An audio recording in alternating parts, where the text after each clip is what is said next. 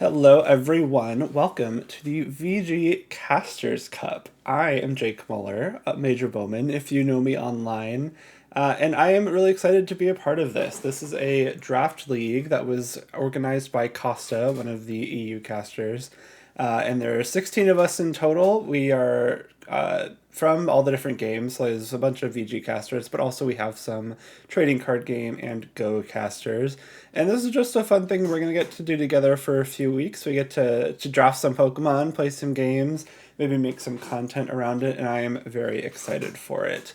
Before we jump into my actual draft, let's look at the team name of the 5 Move Volcaronas. If you are familiar with my run through the Nugget Bridge Major back in 2015, you will get the reference. But for those who maybe weren't following along back then, the Nugget Bridge Major used to be a very large online tournament held every year on Nugget Bridge, which is a forum site that used to be the hub of the VGC community. It was kind of like the biggest online event of the year. It was free to play, not free to play. It was open to play. Maybe it was free. I don't remember. Who knows? But anyone could enter. There was no qualification, no cap or anything. It was a really good time. Everyone did it. And it was kind of a big kind of community event every year. I was fortunate enough to win it one year. I think I won the largest Nugget Bridge Major, which was really cool. It was a big deal at the time. I was very proud of it. Still am, really. But in top 4 of that event, in the semifinals, I lost game 1 against a player who's using Volcarona. They revealed all 4 of their attacks. I believe they showed me Heat Wave, Hidden Power, Quiver Dance, Protect. And then in game 2, that Volcarona used Bug Buzz, which obviously meant that they had swapped their Volcaronas in between games. Very illegal. They were disqualified, and I made it through to the finals off of that. But 5 Move Volcarona became a big meme that year, so I decided to harken back to that with my team name. This logo is the art for the Nugget Bridge Major recap article that I wrote around that time. The original art is by an Australian named Floris the Badoo. I haven't talked to them in a while, but if you happen to be watching, thank you again for this fantastic art. And then I added the very serious Comic Sans 5 Move Volcaronas text on top of it, just to give it some extra flair. But yeah, I'm really excited about this. We had our draft over the course of a couple weeks, starting a few weeks ago. And this current week is week 1 of competition. So I've already played my first match, but I got my kind of time schedule mixed up a little bit by being sick this past weekend. So we're doing the draft analysis now. I'm going to upload that and then upload the week 1 match right afterwards. Before we get into the actual draft, maybe a little bit of personal talk here. I've always had the character flaw of wanting to make sure everything was perfect that I work on or that I do or that I put out.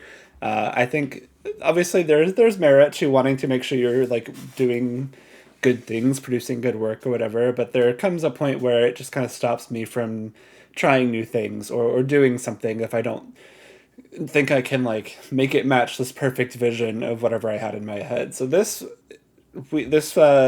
draft league, this project, if you will, is going to be an exercise in kind of letting go of that desire for perfection.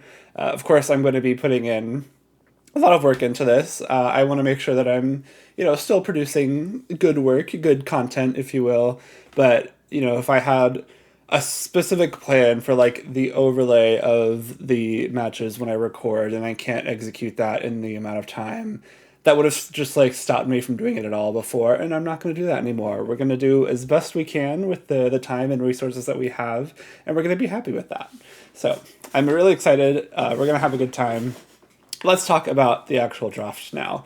So it is a draft league, which means that, well, we'll get to the draft in a second. First of all, it is a competitive league. There are 16 of us. Again, we are playing VGC Regulation H, so that is the kind of the whole national dex within Pokemon Scarlet and Violet, minus any legendary Pokemon. So there's no Paradox Pokemon, there's no Treasures of Ruin, there's no Urshifu, thankfully. It's kind of the base Pokemon, kind of like a VGC 2017 or a 2014, just kind of what you have available to you in that game without going up to the... Actually, those aren't even good analogies because those had Tapu Koko and Zapdos and whatever, so forget I compared it to them. We are just using the Pokemon available in Scarlet and Violet that are not considered legendary Pokemon in any way. I personally think maybe hot take, best regulation of Scarlet and Violet. Love it. Definitely not clouded by the fact that I played a Regulation H regional and did very, very well. I just really like this metagame because it removes a lot of the Pokemon that kind of make team building a little bit more difficult to branch out in. Something like a Fluttermane or an Urshifu. They kind of force you to respect them a lot in the team builder, and not having to deal with them, I think, opens up a lot of options. We are playing best of three, as is customary for VGC. And it is closed team sheet with the exception of Terra types. So we're not sending each other like full open team sheets. Once we start, we like get into a game, we connect kind of around the same time as you would trade team sheets at a regional or an in-person tournament. We're just going to send each other the list of Terra types for our 6 Pokemon via Discord. So you get to team preview. I send my Terra types to my opponent, they send me theirs, and then we just continue as normal without access to abilities, moves, attack, items. Which I think, again, opens up a lot more creativity in a format such as this one where you're drafting Pokemon that maybe you wouldn't necessarily use otherwise, which is really fun. 16 players, so we're split into 2 divisions of 8 teams each. For the regular season, we'll just play 1 match against everyone in our division, so that's 7 weeks total of regular season. So you'll see me play against 7 people, and then the other 8 people in the draft will all play against each other for that regular season portion. And the top 4 from each division will advance to a single elimination playoff, seeded based on your results from that first set of matches. There are some tiebreakers, as you might imagine. It's like record, and then I think maybe game differential, and then Pokemon differential, and various things like that. But top 4 will advance to playoffs, so that's our goal. We have 7 weeks, probably need to win, I'm guessing, at least 4 to make playoffs, but haven't done that math or looked into that bracketology or anything yet. But our goal is just to win as much as we can, of course. We want to have our best shot of making it into that playoff. For the draft itself, this, I think, is probably the most fun part of any draft league, where you get to, decide kind of on the fly, like, what do you want your team to look like? How do your first few picks and then the picks of other people within your division impact some of your choices? It is a snake draft, so the first player to pick there's 16 of us again, so it'll go 1 through 16.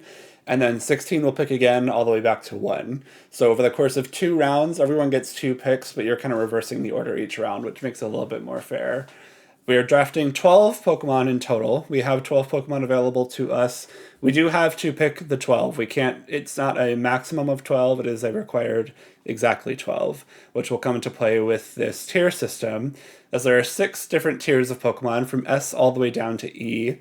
There are 8 free picks that are specifically designated to tiers, as we'll get to in a moment. And then for the final 4 picks, we have a budget of 100 and... that should say 30. That should say 30. Hold on. Let me fix that real quick. We are doing it on the fly here at Major Bowman Studios.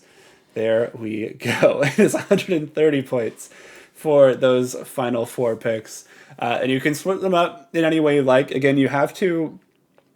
you have to fill those 4 slots, so you can't just do 2 S tier picks with those 130 points. You have to 2 S and 1 E. You have to pick 4 Pokemon. So with those free picks, you cannot take 2 S tiers essentially.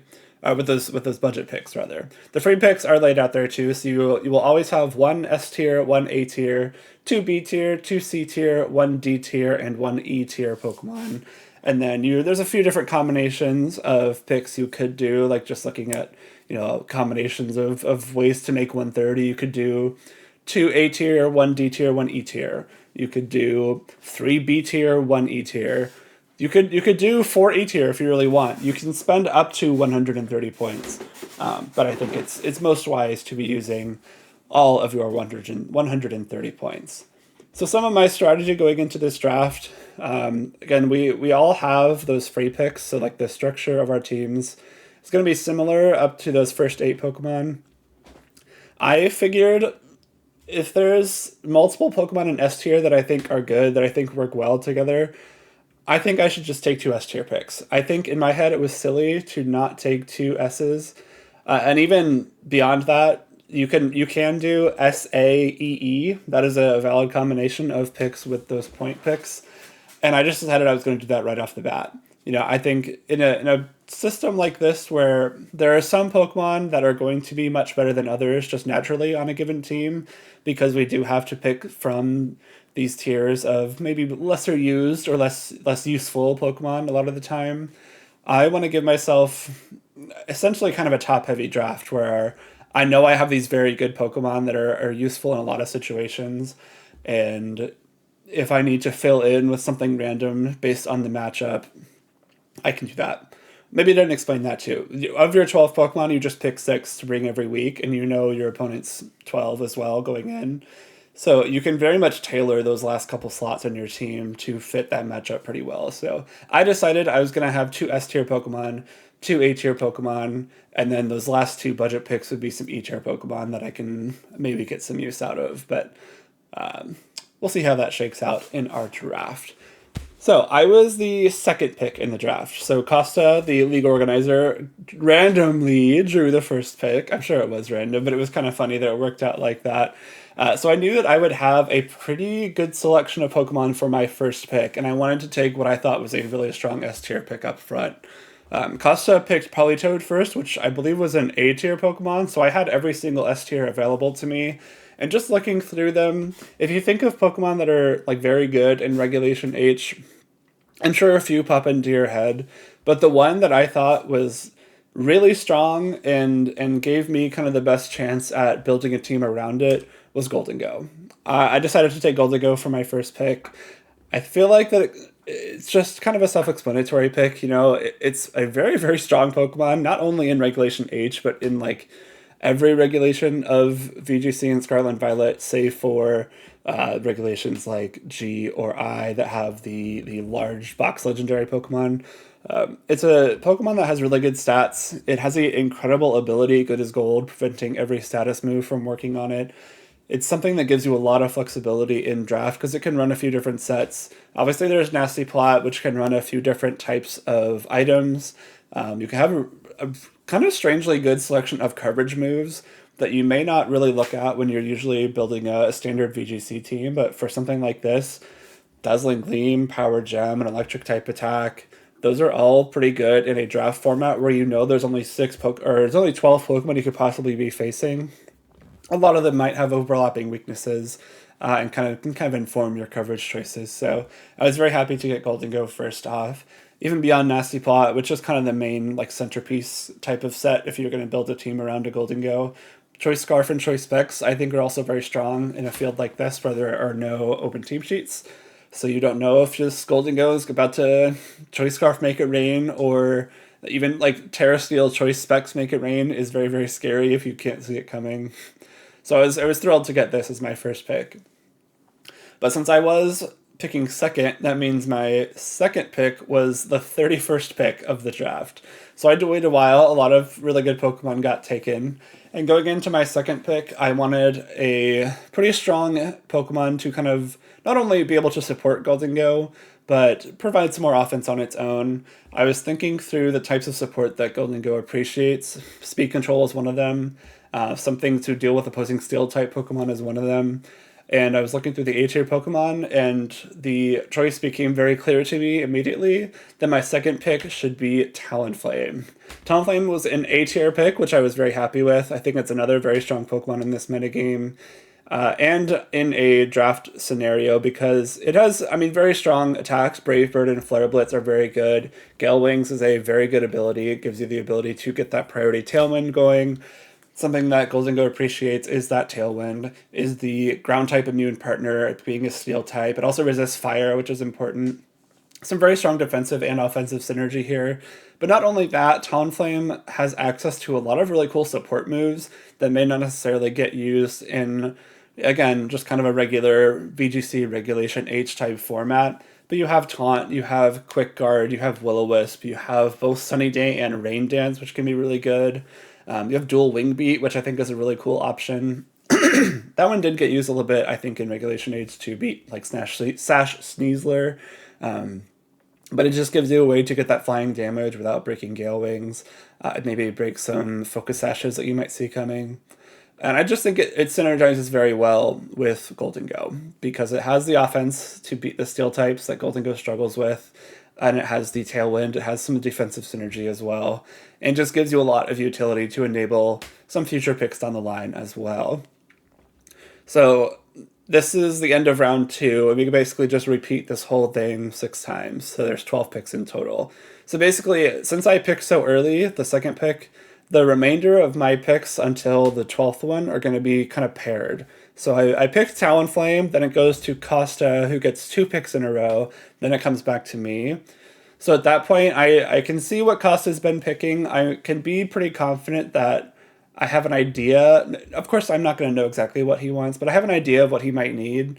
So if I have like a pair of 2 Pokemon that I'm hoping to pick in my next 2 picks, I can kind of tailor which one I pick first based on which one I think he's more likely to, which I think puts me in a pretty strong position to grab like pairs of Pokemon for the remainder of this draft.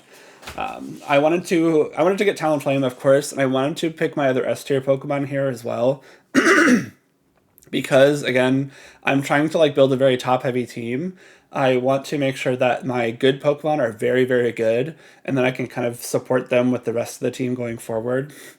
And a very common pairing that we saw a while ago was Aegislash, which shares a typing with Goldengo, Ghost and Steel, and Hydreigon, which is my third pick. Hydreigon is a very strong Pokemon. It has a big special attack stat. Dragon Dark typing is very, very strong, especially paired with Goldengo. Goldengo and Hydreigon have, I believe, perfect defensive synergy, so anything that is super effective against one is either resisted or immune against the other, which is really nice. This was one of the cornerstones of my kind of first breakout team with the Mega Metagross and Hydreigon combo back in 2015. A very similar story where their weaknesses were mostly shored up by each other's resistances. So in this case, Hydreigon, what is it weak to? Fairy, resisted by Goldengo. Fighting, immune to with Goldengo. Dragon, resisted by Goldengo. Ice, resisted by Goldengo. And you can do the opposite with Goldengo. So Ghost, Dark, Fire are things that all Goldengo is weak to, all resisted by Hydreigon.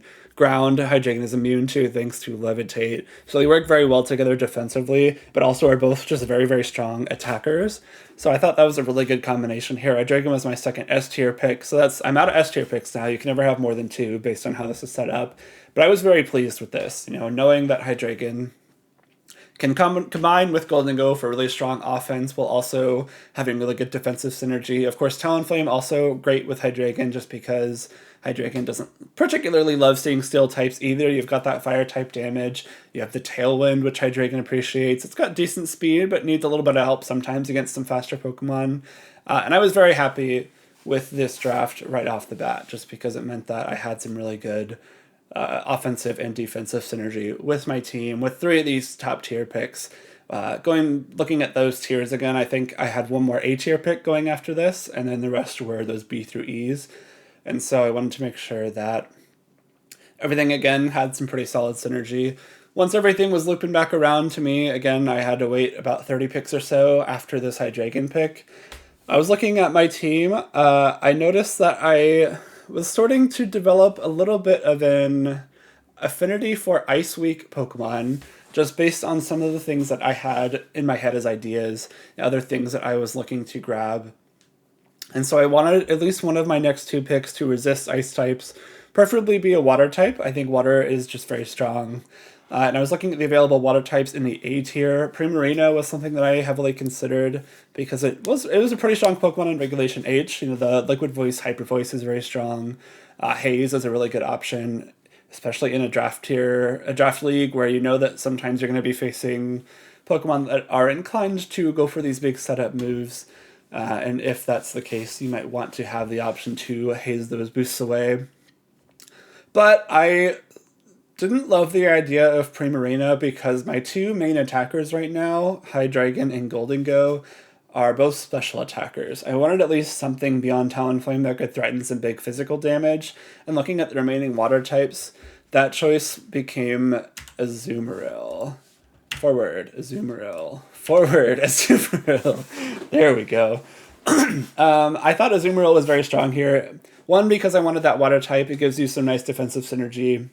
I think most teams in VGC often want a bulky water type that's kind of like an archetype of Pokemon that people are looking to fill in a role on team building. But at the same time, Azumarill offers some really cool variety as well. You have the kind of standard like belly drum sets, which can be very, very powerful if you know that a certain team of 12 Pokemon is going to have a struggle handling that. But also, I don't want to discount the idea of running Sapsipper or Azumarill at any point during this draft. Like Sapsipper, like support oriented Azumarill could be very strong, just because there's a lot of, again, kind of weird tech moves that Azumarill has access to that you may not ever see in other kinds of formats. So I thought the idea of having this Azumarill that could be a huge offensive threat, but also try and catch some people off guard with some more unique sets was really nice. Azumarill being a fairy type also completes the fantasy core, which is Dragon Fairy Steel. It's a very good defensive and offensive combination of types. And so now I have that with the Hydreigon and Gholdengo. So I was pretty happy with this Azumarill pick. It also gave me something that was a little bit slower. My team was very like fast oriented with the Gholdengo and Hydreigon both loving Tailwind. But now Azumarill being base 50 speed gives me the option to maybe take it a little bit slower. Maybe down the line I knew I wanted to grab a Pokemon that learned Trick Room. So I was kind of setting myself up here for that, given that Azumarill has a little bit slower of a speed stat. Now I have three very strong attackers, and I have Talonflame for some support in the speed area, but I wanted something that could also maybe provide a little bit of redirection, maybe a little bit more disruptive of a Pokemon, a little bit more support oriented. I'm looking through the options of Pokemon with redirection that were still left on the board. At this point, we've taken, we're a third of the way through the draft. A lot of players have taken their S tier picks, their A tier picks. There's not a whole lot of options left. Something like Amoonguss is long gone by now. That would have been an amazing pick here, but there was no way I was going to get Amoonguss in my 5th pick of this draft. So I was looking at Rage Powder and Follow Me users, and one particularly stuck out to me in Vivillon. I think Vivillon's a really cool option here. It has both Compound Eyes and Friend Guard, which I think are two very strong abilities here. Compound Eyes making Hurricane and Sleep Powder a lot more accurate is really important. There are some scenarios where I think Compound Eyes can save you some games so that you would have potentially lost if you needed to rely on hitting a Sleep Powder or a Hurricane. And Friend Guard, of course, a very strong ability for a Pokemon like Vivillon that's going to be trying to support its teammates first and foremost. And it synergizes very well with the Gholdengo and Azumarill that love to use setup moves like Nasty Plot or Belly Drum. So I was very happy with this pick. It also gives me something to deal with the grass types that Azumarill doesn't love. If you're combining Azumarill, which I think is the more demanding redirection partner Pokemon, because Belly Drum is cutting your HP, you want to have a little bit more support for it. Vivillon is very good into grass type Pokemon because both of its same type attack bonus moves will hit them super effectively for the most part. And of course, Pollen Puff. Quicker Pollen Puff, I think, is not something to be underestimated. Pollen Puff is a strong attack. I think it's either base 80 or 90, which is very, very good. But of course, the healing aspect of it when used on a partner is the main draw. But with something like Vivillon, 89 speed, 90 special attack, Pollen Puff is going to do some decent damage at the same time. So I was very happy to pick up Vivillon here. Now we're kind of reaching a point where maybe you're starting to reach for some picks. Maybe these aren't Pokemon that you would have particularly expected to see doing well in a Regulation H format. I think everything, maybe not Azumarill, but the rest of the Pokemon they've already drafted have top cut regionals before. So we're in the realm of Pokemon that are strong in Scarlet and Violet. But now I kind of turned my eye to some Pokemon in the lower tiers going forward here. A lot of people were still focusing on the kind of S through B to C tier Pokemon, wanting to make sure they got their top picks for those strong Pokemon going forward. I think my next two picks were D and E respectively. Excuse me. I decided to go with Altaria for my next choice, which maybe not right off the bat makes a lot of sense, but Altaria is another one of those Pokemon that has some sneaky good options in a format such as this. Cloud9, I think, is really, really good if you're facing a weather team. You're going to see I don't have a weather setter on my team. I think it can be really strong to turn off Swift Swim, turn off something like Slush Rush or Chlorophyll if I face a team that has like Sun plus a Chlorophyll Pokemon, Rain plus a Swift Swim Pokemon. It just gives me a lot more control. It has access to something like Tailwind as well. It gets Haze, which again can be really good in a format such as this one. It has Perish Song. There's a lot of different options that Altaria has. It has decent offensive coverage as well. Like it's got Flying and Dragon Stab. It's got pretty much all the moves you would expect there. Like Brave Bird is a pretty strong option. It has Dragon Pulse, Draco Meteor. But it also learns Flamethrower, which can be really strong coverage with Flying and Dragon. You know, if I need Altaria to be a little bit more offensive. It has the moves for it. Maybe not the stats for it with 70 attack and special attack, but we'll cross that bridge when we come to it. I thought it was just a really nice utility pick. Excuse me. I'm getting over being sick. I'm feeling perfectly fine now, but my voice might not sound like it. I have a friend that is very experienced in draft leagues. He's also the person that I built my Sacramento team with, so someone I have a lot of Regulation H team building experience with. And they were very high on Altaria in a format such as this one. So I trusted them. I decided to grab Altaria with my 6th pick. And I knew what else I wanted from, again, this is pick number 6, which is very closely paired with number 7. It's like me picking 6, Costa picking 6, Costa picking 7, me picking 7. I knew what I wanted from number 7 and 6, and I kind of had to pick which one to grab first. Costa at this point has, I think, like Politoed, Gothitelle, I forget what else, but very clear that he's building a like Rain/Perish team. And Altaria knowing Perish Song, I figured maybe something he wanted to pick up, so I grabbed that first. It turns out I maybe should have picked this other one first, because it didn't get sniped from me, but as soon as I picked it, Costa was mad because he wanted it on his next picks. I picked Dugtrio. Kanto Dugtrio. Not a very good Pokemon by any stretch of the imagination. However, it is an E-tier pick. This was my first E-tier pick. I want to say it was only the second E-tier pick of the draft. I think there was one picked before this Dugtrio.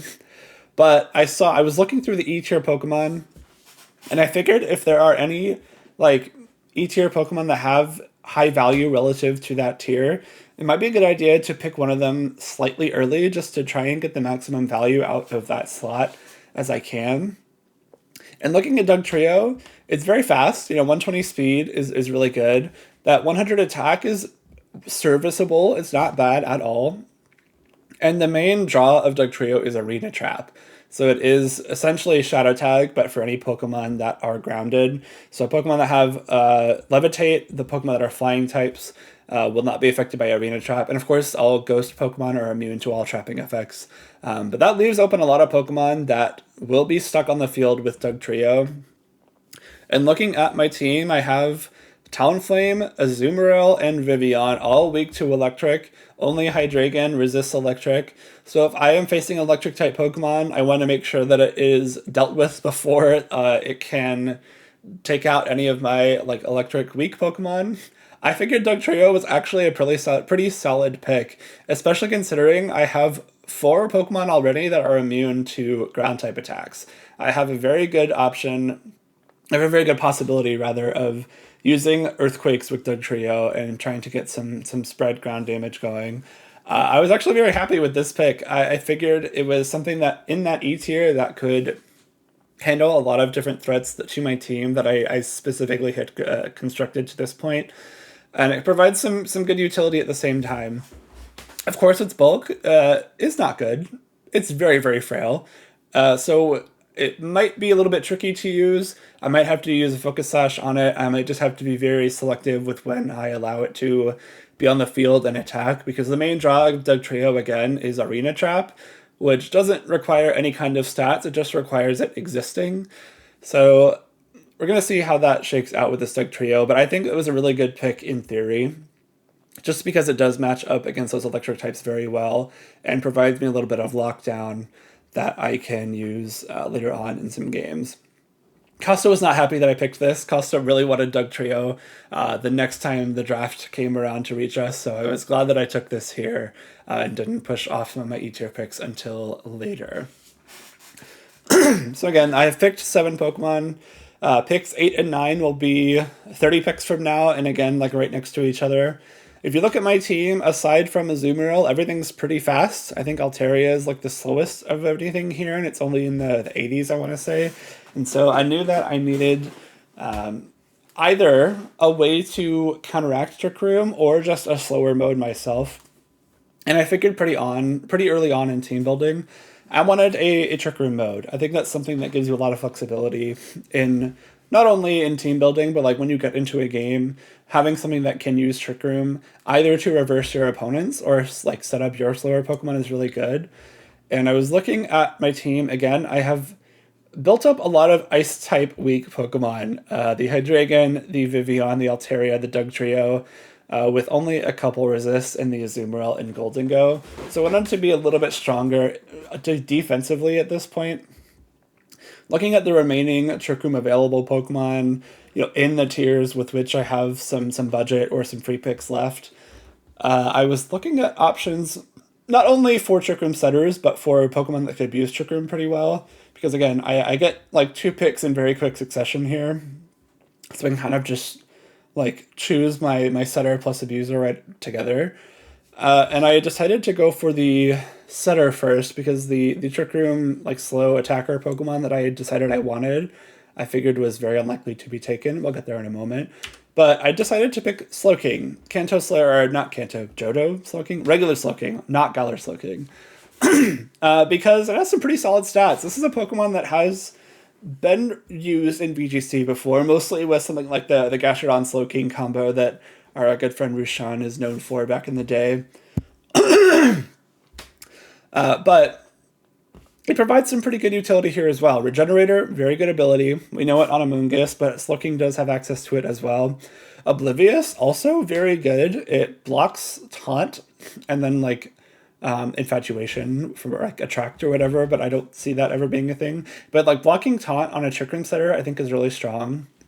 You might see me run Oblivious more than you might expect on a Pokemon with access to an ability as good as Regenerator. But the typing also I thought was really good for this team. The water typing allows you to resist ice. The psychic typing is pretty good against fighting types, which I was a little bit concerned with as well, just based on kind of some of my more important Pokemon, particularly Hydreigon being weak to fighting. And one of the main fighting type Pokemon, Annihilate, still matching up pretty well into Goldengo, but also Slowking. Forget about that. It was mainly the water typing that led me to pick Slowking. And of course, the low speed. A lot of Trick Room Pokemon aren't necessarily as... Trick Room setters, rather, aren't necessarily as slow itself. But Slowking is very slow. It ties Amoonguss. And of course, there's only one Amoonguss. I believe the Amoonguss isn't even in my division, so I don't really have to worry about that. But being 30 speed means that I'm going to be able to underspeed a lot of things. And not only set Trick Room, but make good use of it with Slowking itself with that 100 special attack.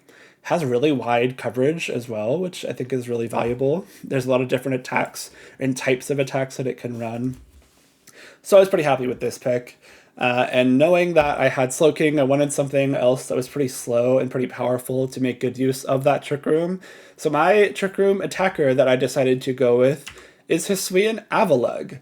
Not something you were going to see too much in a standard VGC regulation H-type format. But I think it's actually a very strong pick here. Again, looking at that speed stat, it is 38. It's very slow. Most Pokemon are going to be faster than it, which means that if I get Trick Room up, it's pretty much guaranteed to be attacking first a lot of the time. It's got a very strong attack stat, 127, and it is very bulky on the physical side. 95 HP and 184 defense. I didn't know it was that high until I actually looked at it. After picking it, I was like, oh, okay, it's got good defense, whatever. 184 is a little bit insane. It does come with the cost of its special defense being non-existent. 36 is quite bad. But that is also all shored up by the sturdy ability, which I think is very valuable. It gives Avalugg a chance to be useful outside of Trick Room if I'm not able to set it up or if it expires or something. But also you have access to Strongjaw. Strongjaw Ice Fang is very, very strong. Strongjaw boosts any kind of bite attack by 50%.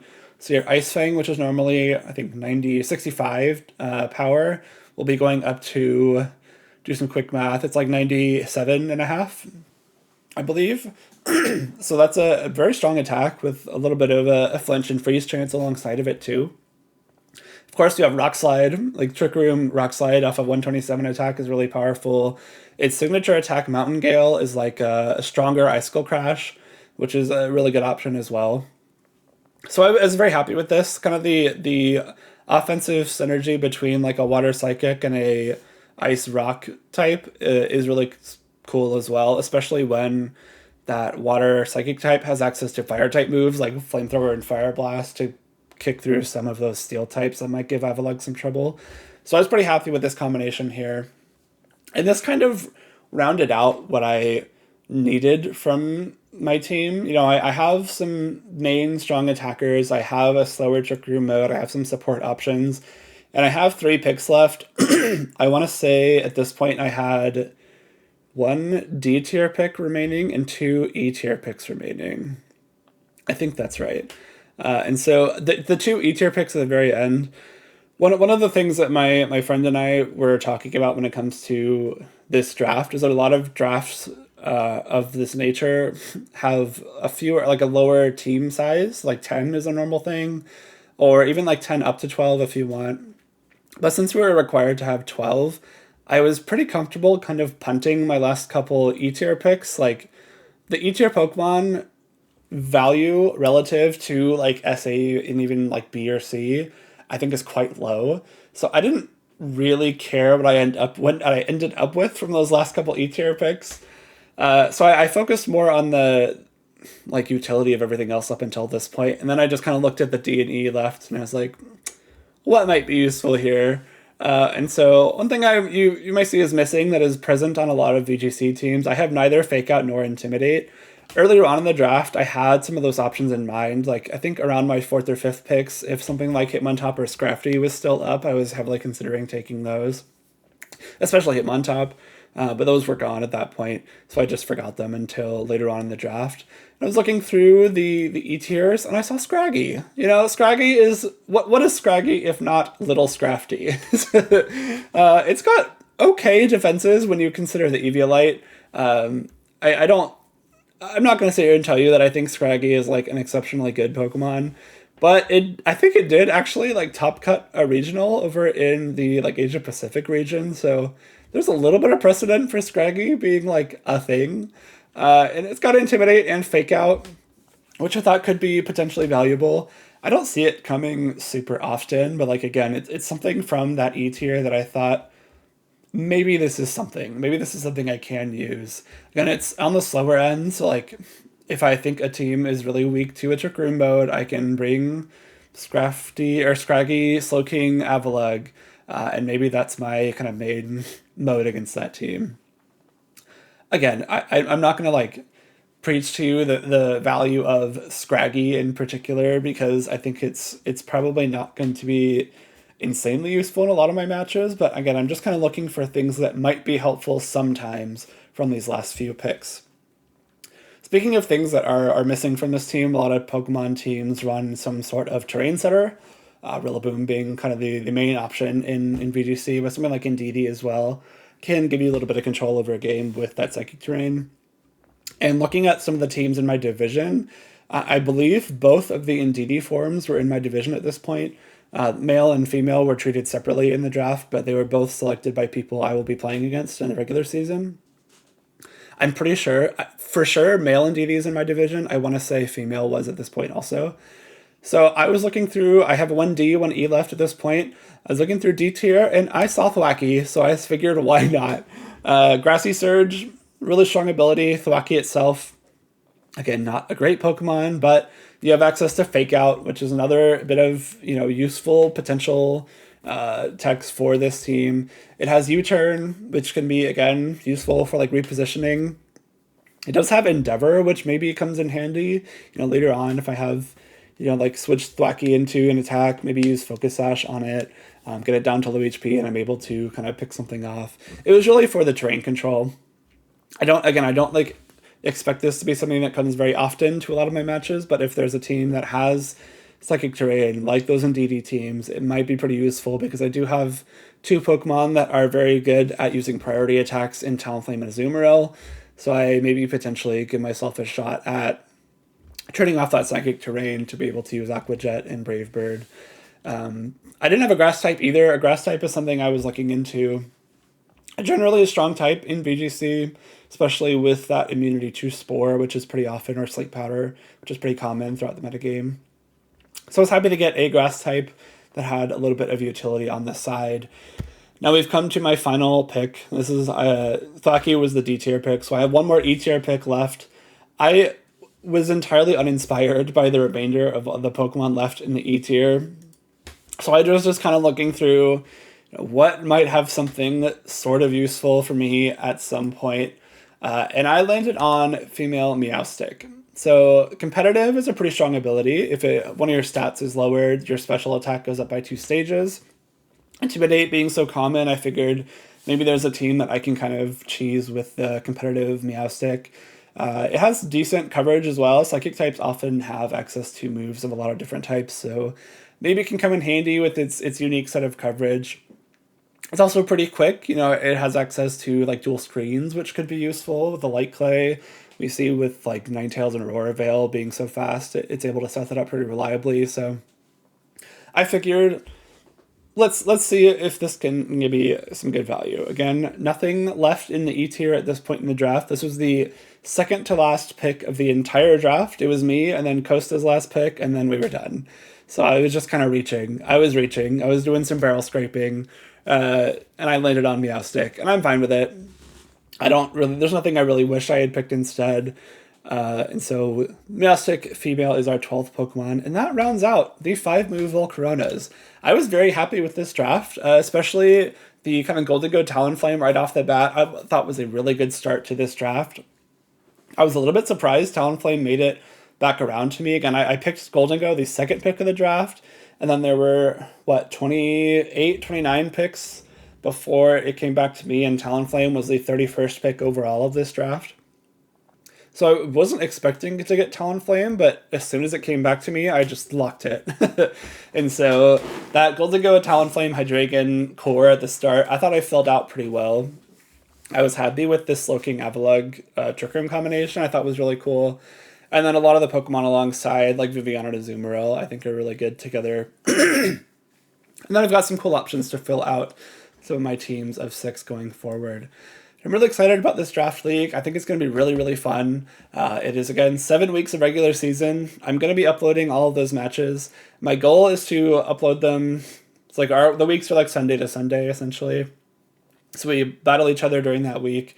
And my goal is to kind of upload every Sunday, but I'm not going to, again, we're not chasing perfection here. We're doing the best we can. I do have some travel this fall. This is a weirdly busy fall for me, so there are some weeks where I might be traveling. I'll record it when I can. Ideally, I'm doing like live commentary over the battles, which am able to do this first week. Spoiler, I've already battled for my first week. And I was, again, going to record this draft analysis like a week ago last weekend, but I got sick and was in no mood to be productive of any kind. So we're doing the best we can here. Some of the visuals might be a little bit janky. That's because I am not a graphic designer. It is not my passion, unfortunately. We're working with what we got. Speaking of visuals, actually, these graphics that you're seeing here were put together by someone called CV Marcus in our Discord. They're very, very good. I really appreciate them, so thank you to Marcus. Of course, thank you to Costa and to Baboris for organizing this league. Baboris is like doing a lot of the admin stuff, which has been very, very helpful. And again, I'm just really excited. We're going to get to play some good Pokemon, have some fun with some of our caster friends, produce some content, which I haven't done in a long time, and I'm really excited about. Going to Worlds on the creator program really inspired me to kind of create again, and this is a fun way to do it. So it's going to be a great time. We're having fun. We are not pushing ourselves to be perfect because that's unreasonable and will make me anxious. So fun stuff coming forward with this VG Caster League and the 5 Move Volcaronas. Thank you for watching, and we'll see you pretty soon for our Week 1 action.